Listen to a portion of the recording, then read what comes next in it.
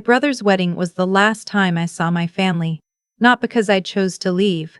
Because they locked the door behind me and told me never to come back. I was 26 years old, standing outside my parents' house in the middle of a February night in Columbus, Ohio, with a garbage bag in each hand and nowhere to go. My father had just told me I was the most selfish person he had ever raised. My mother stood at the kitchen window watching me walk down the driveway and did not once reach for the door handle. My crime was refusing to co-sign a $40,000 personal loan so my brother could renovate the house he and his wife had just bought in the suburbs. A house they purchased 4 months after their lavish destination wedding in Charleston, the wedding that my parents had quietly drained my grandmother's savings account to fund. I was the only one who knew about the account. I was also the only one brave enough to say something about it, and that made me the problem. Before I go any further, let me know in the comments where you are watching from. And if you have ever been made to feel like the villain in a story you did not write, hit like and subscribe. What I am about to tell you is the kind of thing I spent 7 years trying to forget, and about 20 minutes completely dismantling. The night it all fell apart started the same way a lot of devastating nights do, quietly. I was at work. I own a boutique wellness spa called Solace. It sits on the ground floor of a converted brick building in the Short North neighborhood, which, if you are not from Columbus, is the kind of street where people wait 45 minutes for brunch and pay $300 for a facial without blinking. I built Solace from absolute scratch. I started with a single treatment room I rented by the hour doing massage therapy out of a bag I carried on the bus. 7 years of 100-hour work weeks, reinvesting every dollar, and studying commercial real estate during every spare moment I had. That is how Solace became what it is today. It was a Thursday evening in October, and we were fully booked. Every treatment room occupied, soft music drifting through the hallways, the faint scent of eucalyptus and warm cedar hanging in the air. I was in the back office reviewing vendor invoices when my front desk coordinator, a sharp, unflappable woman named Lottie, knocked twice and cracked the door open. Her face was doing something I had never seen it do in 3 years of working together. She looked genuinely rattled. "There's a group at the front," she said carefully. "They don't have an appointment. They're asking for you specifically. They say they're family." The word landed in my chest like a stone dropping into still water.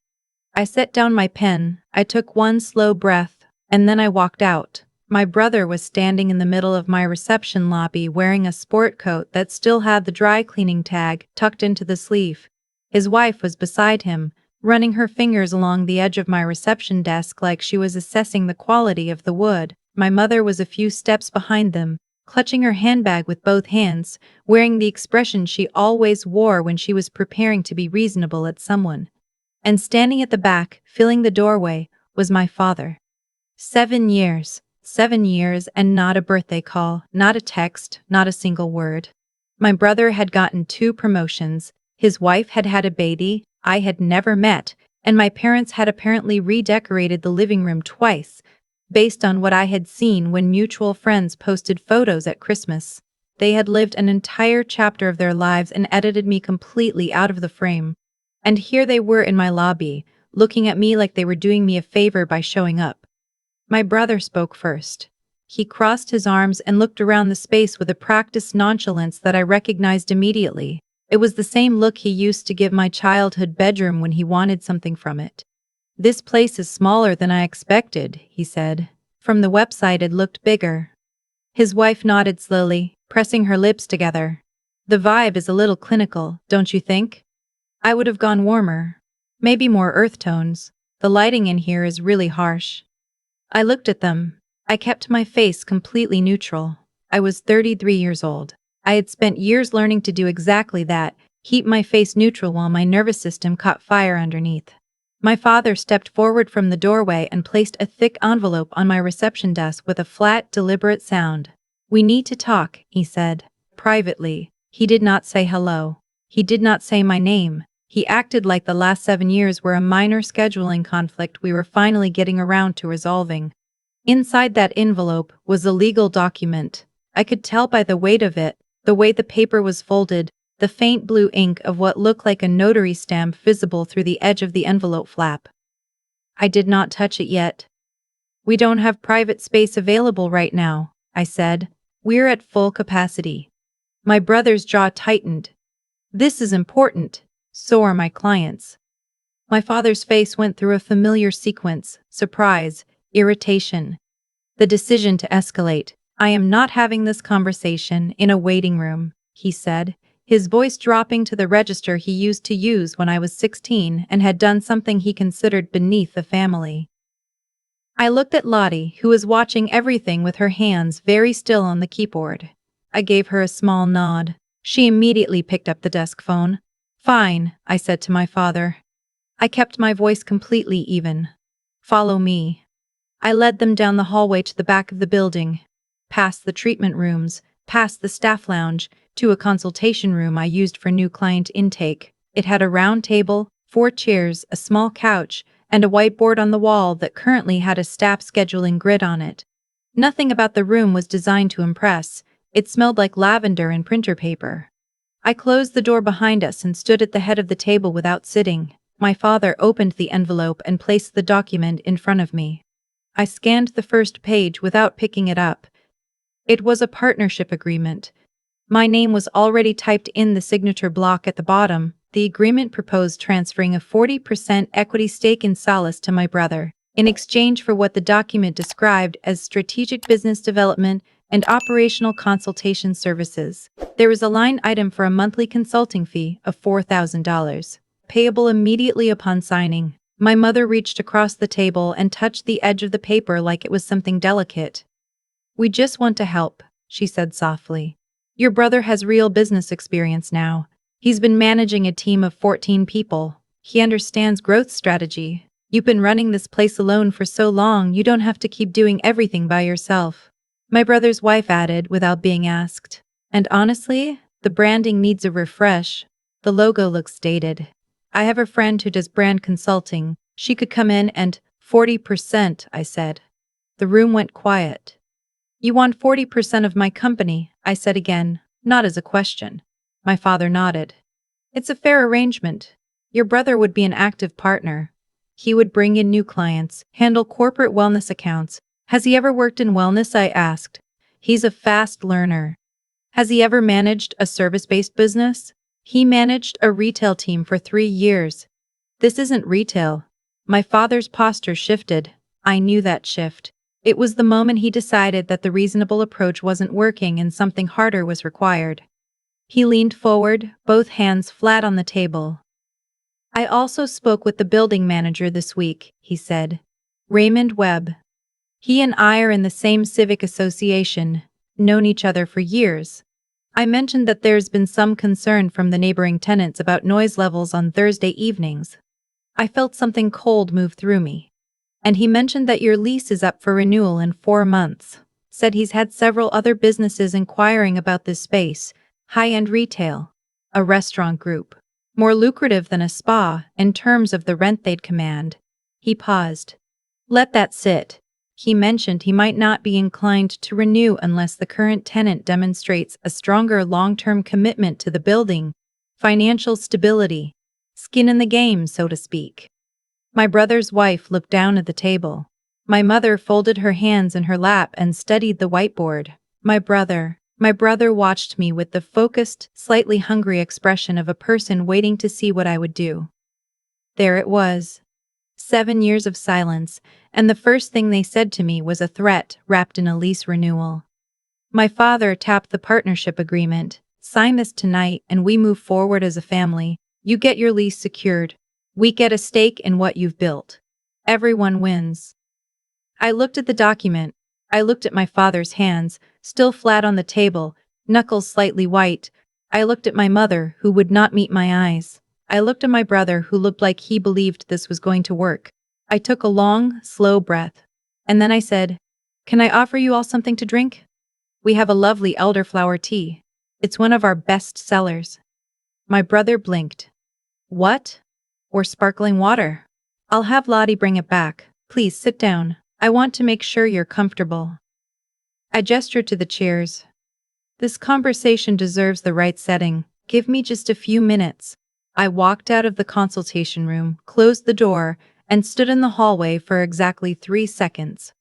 Then I walked straight to my office, sat down at my desk, and picked up my phone. The call I made lasted 4 minutes. When it was over, I sat quietly for a moment with my hands in my lap, feeling something I could not quite name yet, something that was almost like relief but sharper. Then I got up, told Lottie to bring the elderflower tea to the consultation room, and walked back down the hallway. They had rearranged themselves while I was gone. My father had taken the chair at the head of the table. My brother had the partnership agreement in front of him, smoothing the pages flat. His wife was on her phone. My mother was looking at the whiteboard like she was reading something important in the scheduling grid. I sat down across from my father. I folded my hands on the table.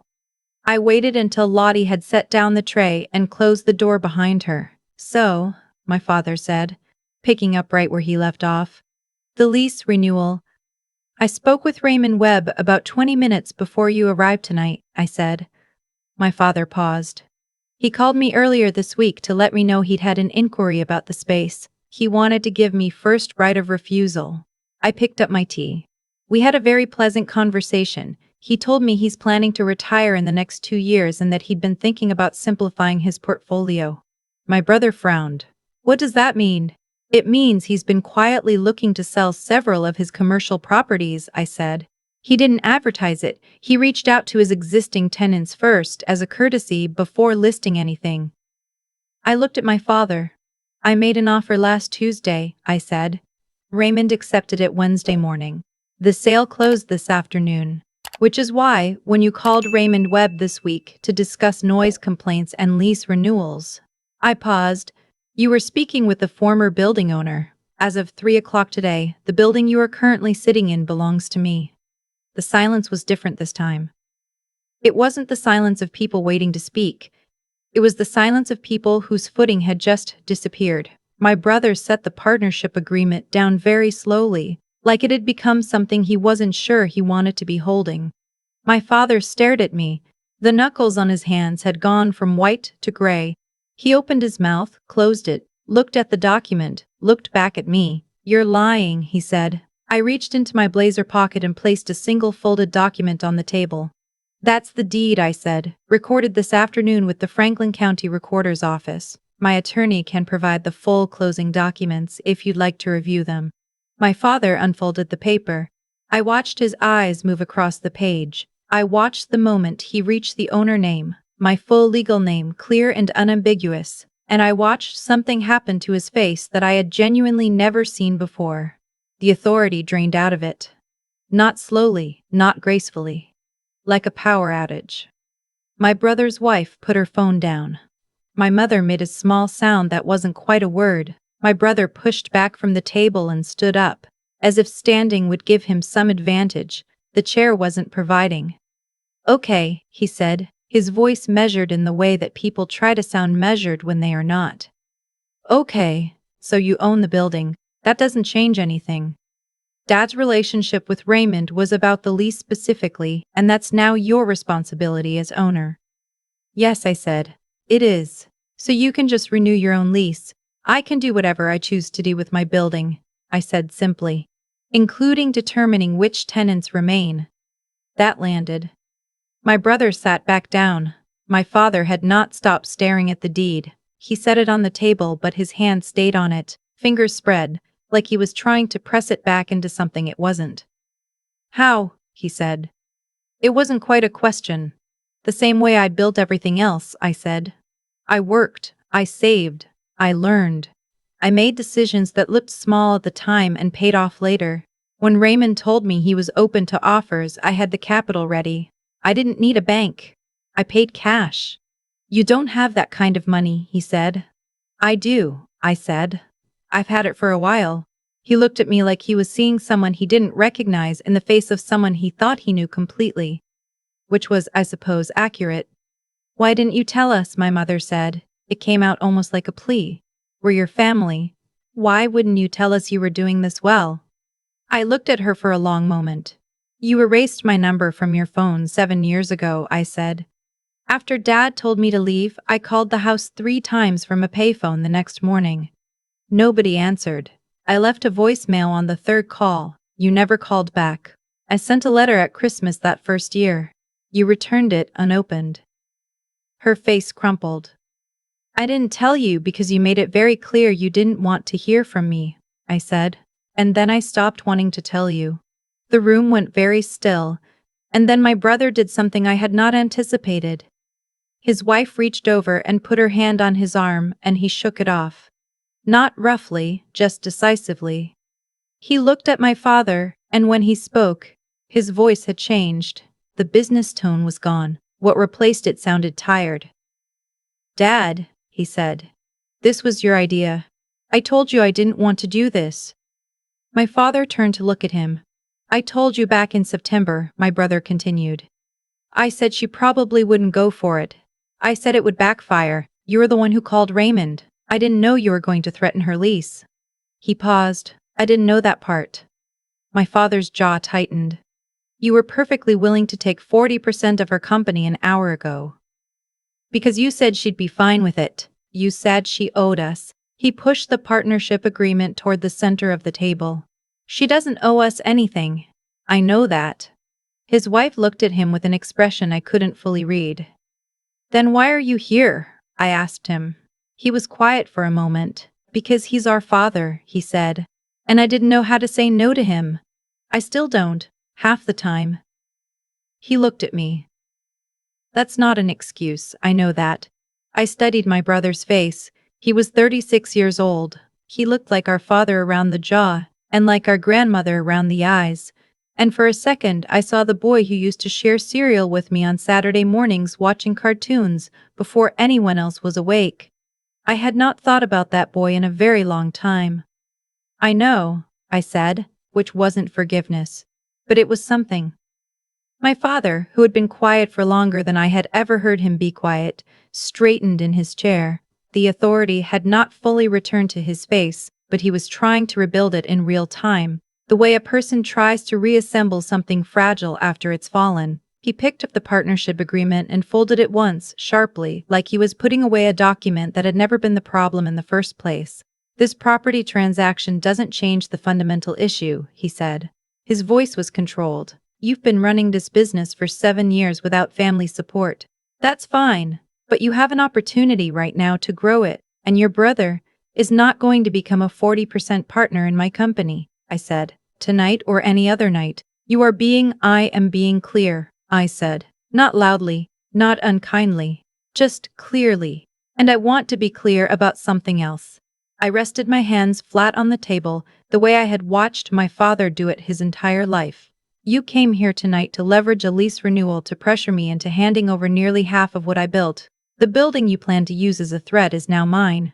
The landlord you plan to weaponize is retired and living in Sarasota. And I have a full recording of this conversation, which I started when I stepped out to get your tea. My mother's hand went to her mouth. My father looked at me very carefully. You recorded us, I confirmed. In Ohio, single-party consent applies. I am a party to this conversation. The recording is legal. It clearly documents a coordinated attempt to leverage a commercial lease as coercion to obtain a business equity transfer. My attorney has a copy. My brother pressed his hands over his face. I am not going to use it, I said. Unless I need to. I want to be clear about that too. I am not interested in destroying anyone. I am interested in being left alone. I looked at my father. If you can give me that, the recording stays in a drawer. My father had the expression of someone who had just discovered the game they thought they were playing had entirely different rules and that they had been losing since the opening move. He was not a man who accepted that gracefully. I had always known that about him. What I had not fully known until that moment was how little his refusal to accept it had to do with me. His opinion of what I deserved had never been a reflection of what I was actually worth. It had only ever been a reflection of what he needed me to be. My mother was the one who finally broke. Not dramatically. There were no overturned chairs, no screaming. She simply put both hands over her face and started to cry. Real crying. Not the performance kind. The kind that sounds like something breaking loose from somewhere it's been jammed for a very long time. I should have called back, she said, her voice muffled behind her hands. That voicemail. I listened to it 3 times. She looked up at me, her eyes red and swollen. I didn't call back because I was afraid of what your father would do if I did. And then enough time passed and I didn't know how to start." She shook her head. "I don't know how to explain how that happens. I let it happen. I let 7 years happen. I let 7 years happen."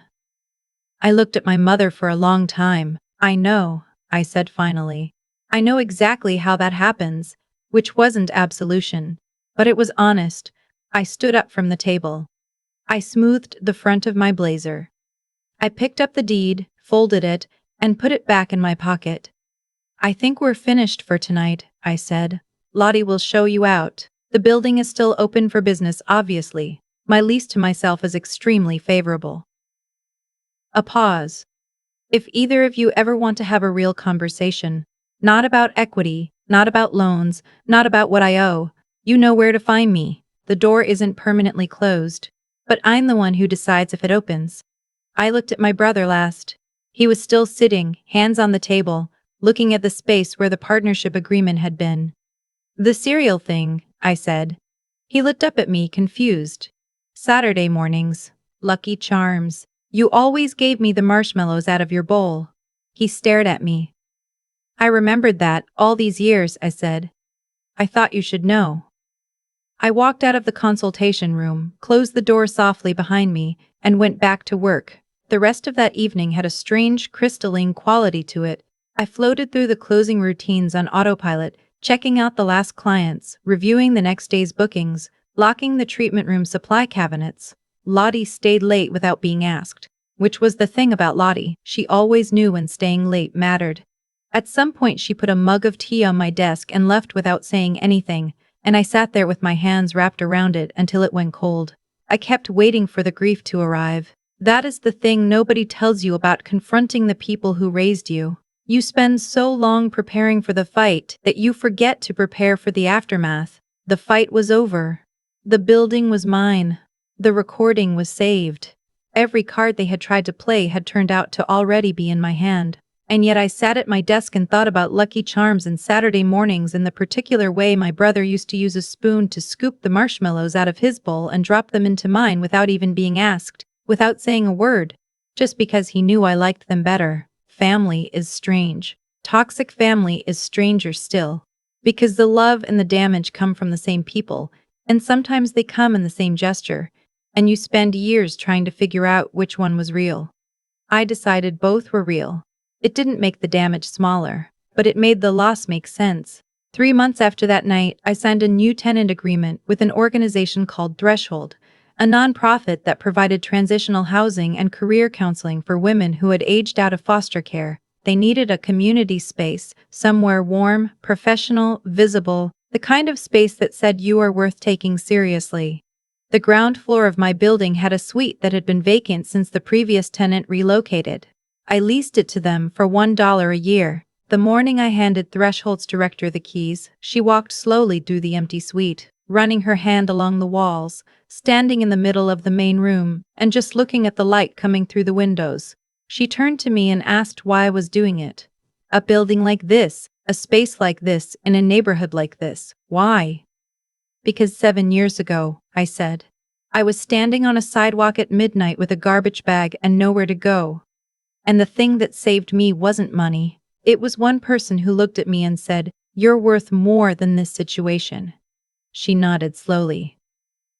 "I want to be that person now," I said, "for as many people as I can."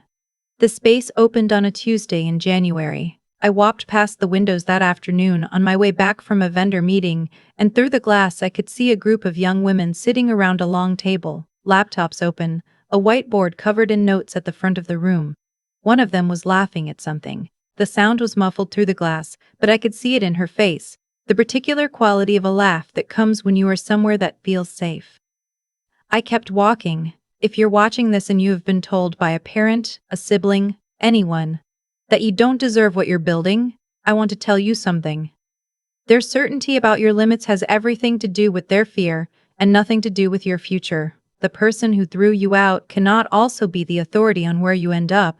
Those are two different jobs, and they forfeited the second one when they walked away from the first. You are allowed to build something beautiful in the rubble of what they left behind. You are allowed to own the building. You are allowed to change the locks. If this story meant something to you, let me know in the comments. Tell me what you're building. Tell me what you're healing from. Hit subscribe. I put out new stories every week, and every single one is about people who decided their beginning wasn't going to be their ending. I'll see you in the next one. I have thought a lot about why my father walked into my building that night believing he still had power over me. And the honest answer is, because I let him have it for 26 years. Not because I was weak. Because I was trained to believe that his authority was the same thing as the truth, that the person who raises you is automatically the person who understands you. That love and control can live in the same house and you just have to learn to tell them apart. It took me leaving to figure out they were never the same thing. What happened that night in the consultation room was not luck. It was not revenge. It was the natural end of a very long chain of choices. His choices, my choices, the choices my mother made every time she stood at that window and did not open the door. Every action in that room had a cause that stretched back years before any of us walked into it. My father spent decades building a family on compliance instead of trust. And when that structure finally met something it could not bend, it broke. That is not a punishment from some outside force. That is just physics. You build on a weak foundation long enough and eventually the weight of it all comes down. I think about the morning I bought that building. I was sitting in my attorney's office signing the closing documents, and my hand was completely steady. I had worked toward that moment for 3 years. Studying the market, building my credit, watching Raymond's portfolio, waiting for the right conversation. None of it was dramatic. Most of it was boring. Early mornings reviewing financial statements, evenings reading commercial real estate law, weekends I did not take because the goal was still too far away to afford rest. That is what nobody sees when they look at what I have built. They see the building, the spa, the signed deed. They do not see the 7 years of Tuesday nights that made those things possible. Intelligence without discipline is just potential going nowhere. I learned that the hard way, in a studio apartment with a space heater that barely worked, making a list of everything I needed to know, and forcing myself to learn one thing every single day. Not because I was naturally gifted at it, because I understood that the only way out of where I was required me to become someone my circumstances had no blueprint for. And the ethics of it. That part matters to me more than the strategy. I could have used that recording to hurt my father professionally. I could have exposed my brother's involvement publicly. I could have raised Raymond's rent the moment the deed transferred and watched the neighborhood scramble. I chose not to, not out of weakness, out of a deliberate decision about who I wanted to be. When all of this was over, the person you become in the process of surviving something is the person you have to live with afterward. I wanted to be someone I could respect. The space I gave to Threshold, that was not charity. That was the closing of a loop. I was 26 years old on a sidewalk in Columbus, and someone looked at me and said, "You are worth more than this moment." I have spent 7 years trying to become the kind of person who can say that to someone else and mean it. My brother used to give me the marshmallows out of his cereal because he knew I liked them. That small kindness lived in me for 20 years. Small things last longer than we think. What you choose to do with what was done to you, that is the only part of any of this you actually control. Choose carefully.